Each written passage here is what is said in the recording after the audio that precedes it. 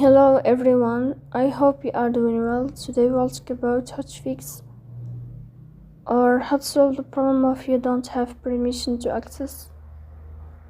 On the application of ChatGPT, we click on settings. Here we click on apps, default apps, app settings.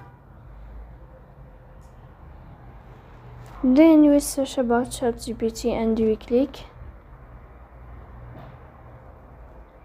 Here we click on first stop and we click OK. Then we'll enter to the window of storage. Here you will click on clear cache. Then you will turn off your Wi-Fi and you will turn on your Wi-Fi again to fix that problem. So please don't forget to support us by like and subscribe.